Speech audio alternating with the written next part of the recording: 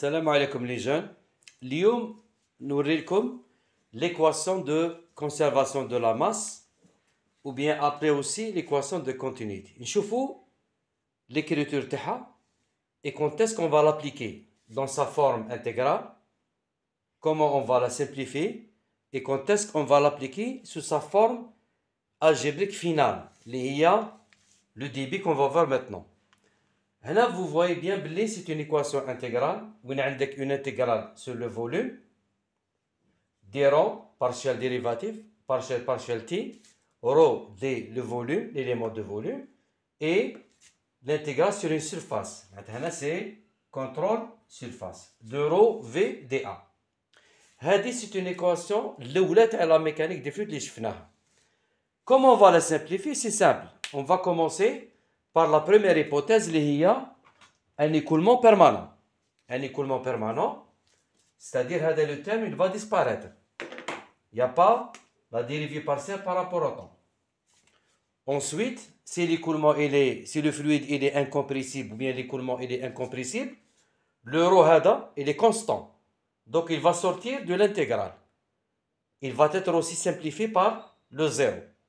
Donc, en utilisant les deux simplifications, les deux hypothèses simplificatrices, on va obtenir bien sûr l'équation finale, il y a intégrale de V dA sur les surfaces de contrôle. Très bien.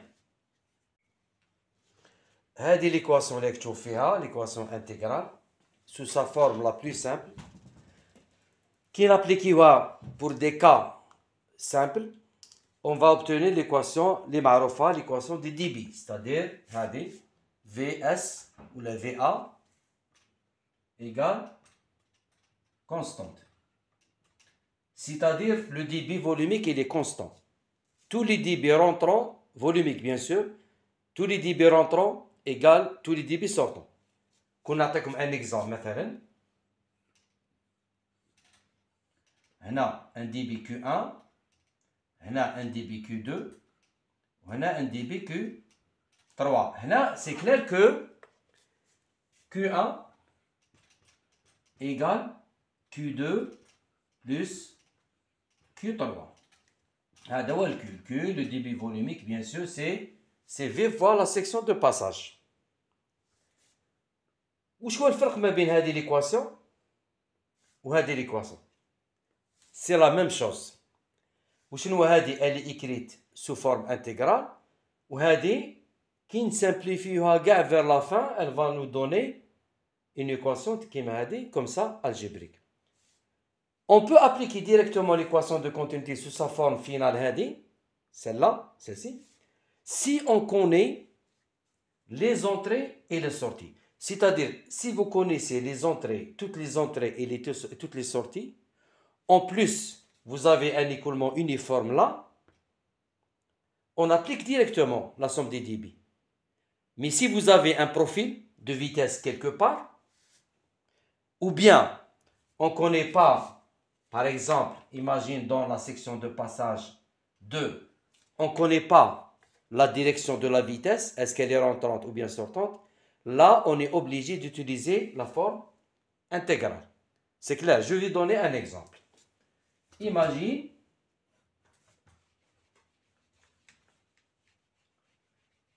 Imagine, nous avons ce cas.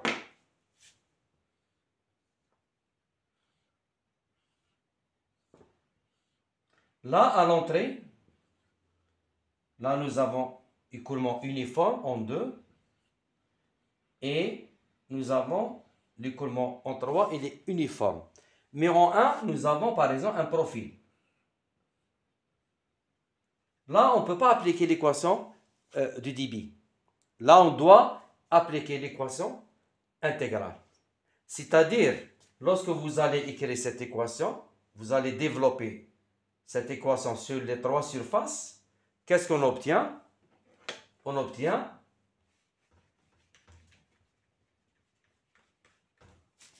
cette équation. Intégrale de V1 dA1 sur A1 plus la même chose fait 2 en 2 plus la même chose en 3. Et le profil qu'on a, déjà, on doit le calculer. On doit l'avoir. Bon, là, c'est facile. Imagine, ça, c'est Vmax. Donc, le profil qui est en 1, c'est quoi? C'est V1 de Y.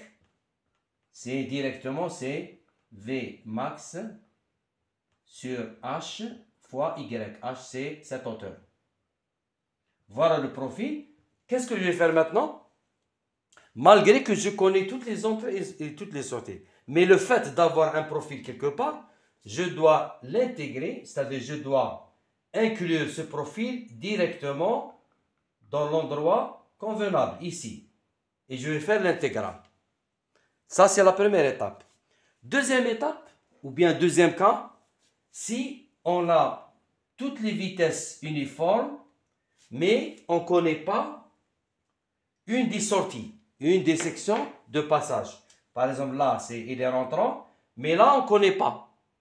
Là aussi, on est obligé d'utiliser l'équation intégrale. Comme ça. Et on va les calculer. Bien sûr, on doit toujours utiliser le volume de contrôle avec toutes les normales sortantes.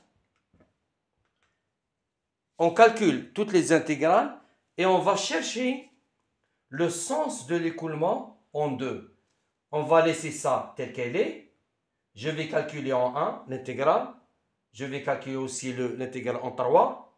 Je vais remettre les deux à droite et je vais faire l'application numérique. Si le résultat est négatif, ça veut dire que la normale en 2 et la vitesse ont le même sens.